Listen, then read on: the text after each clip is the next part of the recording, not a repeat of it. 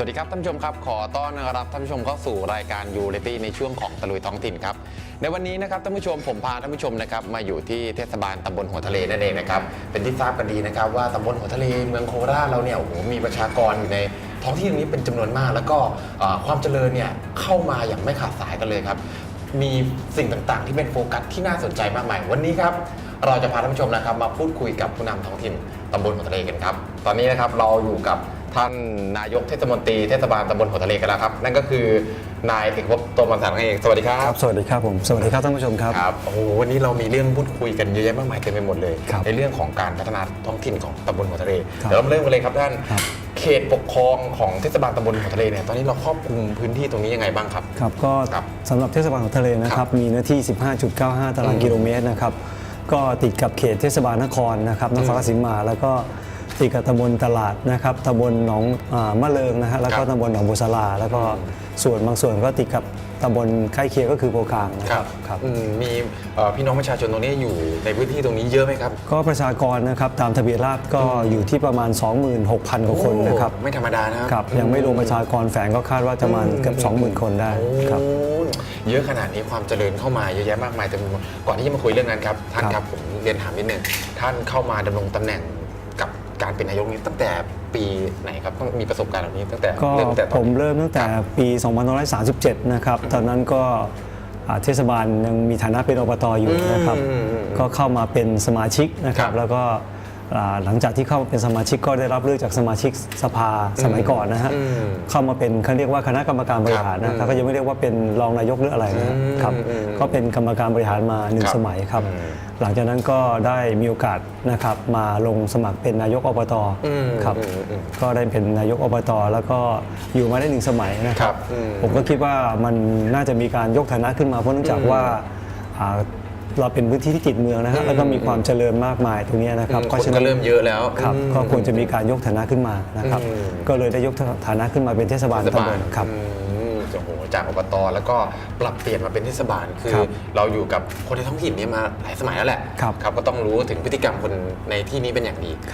นโยบายล่ะครับท่านตั้งแต่ดำรงตำแหน่งเข้ามาเนี่ยเรามีนโยบายในการดำเนินแนวทางเพื่อพี่น้องประชาชนในพื้นที่ตำบลหัวทะเลตรงนี้ยังไงบ้างครับครับก็ในนโยบายสำคัญส่วนหนึ่งนะครับก็คือเราเน้นในเรื่องของการศึกษานะครับเพราะถือว่าการที่เราจะพัฒนาคนหรือชุมชนให้เกิดความเจริญเนี่ยนะครับสิ่งสำคัญที่สุดก็คือการพัฒนาการศึกษาให้กับเด็กๆนะครับเพื่อให้เขาเติบโตมาอย่างมีคุณภาพนะครับแล้วก็ที่สำคัญก็คือการปลูกฝังค่านิยมความเป็นไทยนะครับเรื่องของคุณธรรมนะครับต่างๆเหล่านี้ซึ่งถือว่าเป็นสิ่งสำคัญนะครับเพราะฉะนั้นก็คือเราได้มีการจัดตั้งโรงเรียน2 ภาษาขึ้นมานะครับตอนนี้ก็ได้มีการเปิดนะครับแต่สำหรับอาคารเรียนเนี่ยก็ในปีการศึกษาหน้าในเทอมหน้าเนี่ยครับเราก็จะมีการใช้อาคารเรียนนะครับซึ่งเป็นโรงเรียนเทศบาล2 ภาษาครับก็เป็นการสอนเป็นภาษาต่างประเทศนะครับก็คือภาษาอังกฤษครับก็คือขาดไม่ได้เลยนะปัจจุบันนี้ภาษาอังกฤษถือว่ามีบทบาทไม่ว่าจะเป็นในชีวิตประจำวันหรือว่าในช่วงชีวิตของการทำงานใช่ครับการปลูกฝังภาษาอังกฤษนี้สำคัญก็คือในเรื่องของครูบาอาจารย์ที่จะมาสอนตรงนี้เราเอาครูต้นกำเนิดของภาษาหรือว่ายังไงครับมาสอนกับเด็กๆก็เราจริงๆแล้วนะฮะเราเริ่มตั้งแต่ในศูนย์พัฒนาเด็กเล็กนะครับซึ่งเราได้เตรียมการในเรื่องนี้มาประมาณ3 ปีนะครับก็มีครูชาวเนเธอร์แลนด์นะครับแล้วก็มีครูชาวต่างประเทศฟิลิปปินส์นะครับที่เข้ามาช่วยสอนตรงนี้ครับก็เป็นการปูพื้นฐานพัฒนาการในด้านของการรักภาษาให้กับเด็กๆครับเรามีการวัดผลกับเด็กๆไหมครับที่ได้เรียนมาเนี่ยเด็กๆมีการเรียนรู้พัฒนาการมากน้อยขนาดไหนครับครับก็ได้มีการประเมินนะครับว่าเด็กๆมีพัฒนาการในเรื่องของภาษาอย่างไรนะครับแล้วก็รวมไปถึงพัฒนาการด้านอื่นๆนะครับก็ส่วนใหญ่แล้วนะครับเด็กที่จบจากเราเนี่ยก็สามารถที่จะไปสอบต่อต่างๆนะครับได้เป็นจำนวนมากนะครับนอกจากการศึกษาที่เรามาเป็นนโยบายหลักในการบริหารที่ตำบลหัวทะเลตรงนี้แล้วยังมีนโยบายในการอย่างอื่นไหมครับที่ช่วยเหลือพี่น้องประชาชนให้อยู่ดีกินดีก็ในส่วนหนึ่งก็คือในเรื่องของการพัฒนาด้านเศรษฐกิจนะครับตรงนี้เองเราก็นะครับได้กำหนดเป็นนโยบายนะครับว่าในเรื่องของกิจกรรมต่างๆเนี่ยนะครับนอกจากในเรื่องของสื่อไอทีที่เรามีเนี่ยนะครับที่เราจะมีการรวบรวมผลิตภัณฑ์นะครับของดีในชุมชนในตำบลของเราเนี่ยนะครับในการ PR ประชาสัมพันธ์ส่วนหนึ่งแล้วก็ในเรื่องของการเชื่อมโยงเครือข่ายต่างๆนะครับให้กับกลุ่มอาชีพต่างๆเนี่ย สามารถที่จะนำผลิตภัณฑ์มา แล้วก็มีที่จำหน่ายนะครับแล้วก็รวมไปถึงในเรื่องของการใช้ประเพณีวัฒนธรรมนะครับเพื่อสร้างเศรษฐกิจนะครับในพื้นที่ของเรายกตัวอย่างในเรื่องของการแข่งขันเรืออีโปงนะครับหรือการจัดงานเทศกาลประเพณีสงกรานต์ต่างๆนะครับเราก็ได้จัดพื้นที่นะครับให้กับพี่น้องได้นำผลิตภัณฑ์ในตำบลของเราเนี่ยมาจำหน่าย แล้วก็เป็นการสร้างรายได้นะครับเห็นบอกว่าผลิตภัณฑ์ของตำบลหัวทะเลเนี่ยคือมีอะไรที่อยากจะนำเสนออะไรดีๆบ้างครับมีอะไรครับจริงๆแล้วก็มีหลากหลายนะครับไม่ว่าจะเป็นในเรื่องของขนมนะครับแปรรูปต่างๆตรงนี้นะครับซึ่งก็บางผลิตภัณฑ์ก็เป็นผลิตภัณฑ์5 ดาวนะครับก็เป็น O-TOP นะครับระดับ5 ดาวซึ่งก็เป็นสิ่งหนึ่งที่เราภาคภูมิใจนะครับแล้วก็บางผลิตภัณฑ์ก็เป็นในเรื่องของการจักสารนะครับก็เป็นการนำใช้ต้นทูบฤาษีนะครับหรือต้นผักตบชวานะครับซึ่งมันมีอยู่ในพื้นที่นะครับมาใช้เกิดประโยชน์แล้วก็เป็นการเพิ่มมูลค่านะครับก็สามารถผลิตขายแล้วก็เป็นรายได้นะครับเสริมให้กับครัวเรือนได้ตรงนี้ครับไม่ธรรมดานะโอท็อปของตำบลหัวทะเลก็มีของดีๆมากมายแล้วในฐานะที่เราเป็นนายกเราก็หาช่องทางในการจัดจำหน่ายกับทางประชาชนในพื้นที่ให้มีรายได้ที่ดีมากยิ่งขึ้นด้วยเยี่ยมเลยครับตอนนี้นะครับเรามาพูดถึงปัญหากันบ้างปัญหาที่เจอบ่อยๆของเทศบาลตำบลหัวทะเลตอนนี้ครับณปัจจุบันที่เราเร่งแก้ไขปัญหาอยู่ตอนนี้มีอะไรบ้างครับท่านก็หลักๆแล้วนะครับชื่อตำบลหัวทะเลนะครับหลายท่านคงจะสงสัยว่าทำไมถึงชื่อหัวทะเลนะครับอยู่อีสานมีหัวทะเลมีทะเลได้เลยนะครับจริงๆแล้วนะครับมันเนื่องจากว่าภูมิประเทศเรานะครับมันจะเป็นลักษณะที่ราบลุ่มนะครับเพราะฉะนั้นเทศบาลหัวทะเลมีพื้นที่อยู่ติดลำตะคองอยู่2 สายด้วยกันก็คือลำตะคองเก่ากับลำตะคองใหม่นะครับเพราะฉะนั้นเป็นเรื่องธรรมดานะครับว่าน้ำทุกจากพื้นที่อื่นนะครับที่อยู่ตอนบนไม่ว่าจะเป็นจากเขตเทศบาลนครจากปรูใหญ่นะครับโพกลาง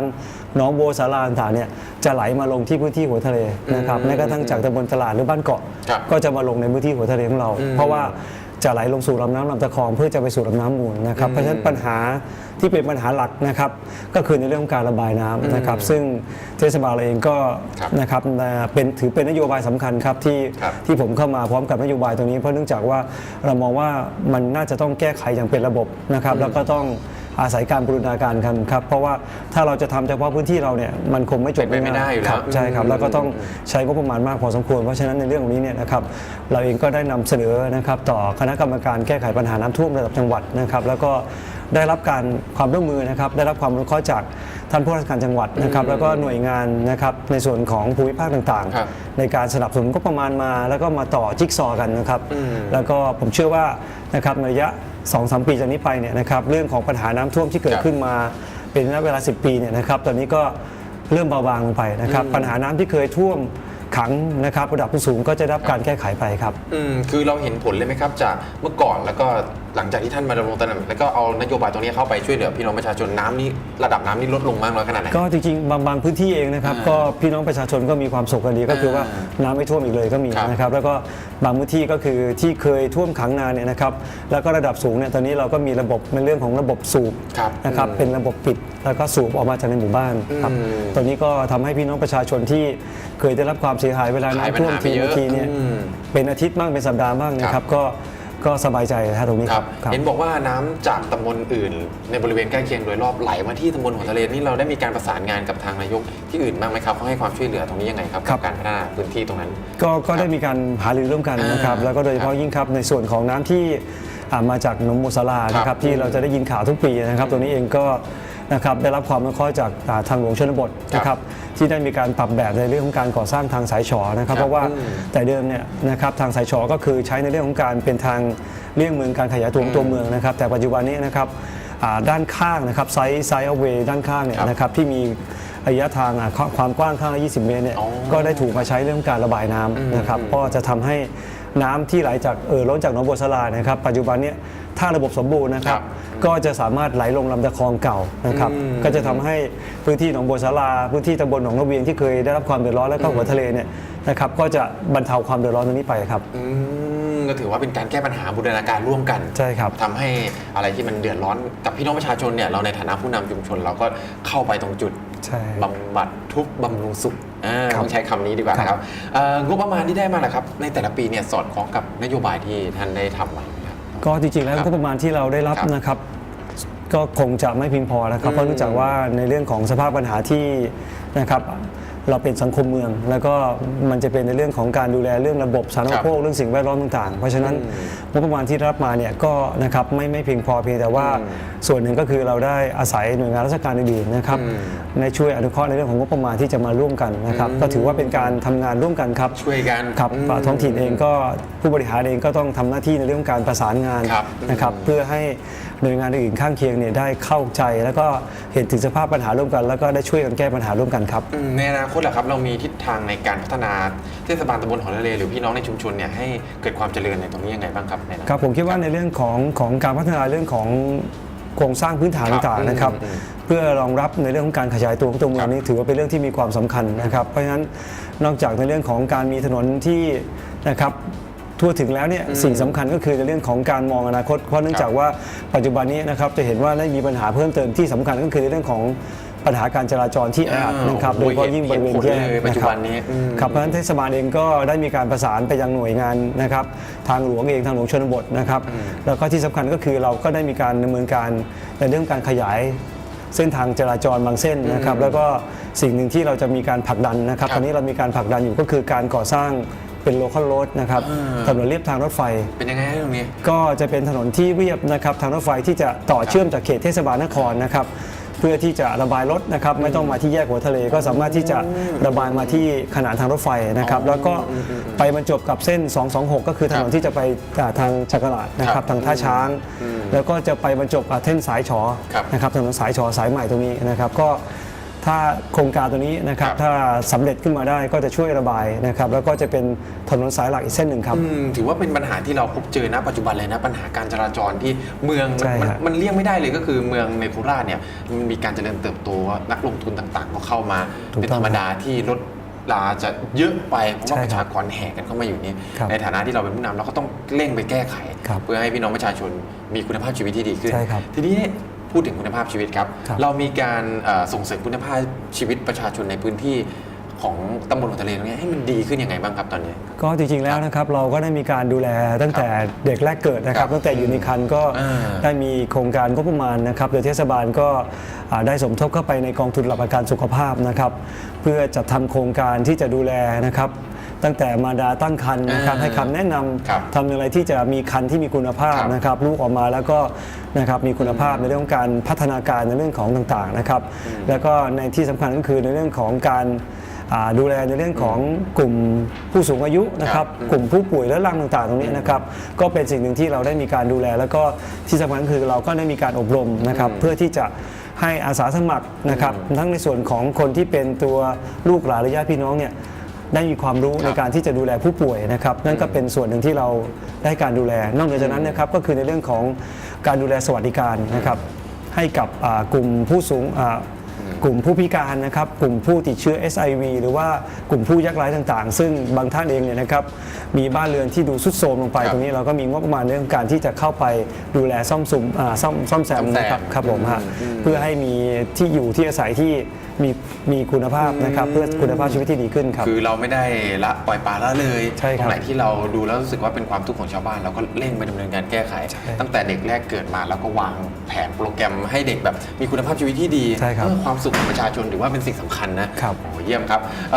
บในการกระจายอำนาจนะครับในฐานะที่เราเป็นนักการเมืองท้องถิ่นเนี่ยเรามีข้อดีความคิดข้อดีข้อเสียตรงนี้ยังไงบ้างประชาชนจะได้อะไรบ้างครับ ก็ถ้าเปรียบเทียบกันนะครับตั้งแต่ปี 37 ที่ผมได้ลงมาสู่แวดวงการเมืองตรงนี้นะครับผมมองเห็นว่าความเปลี่ยนแปลงเนี่ยนะครับมันทำให้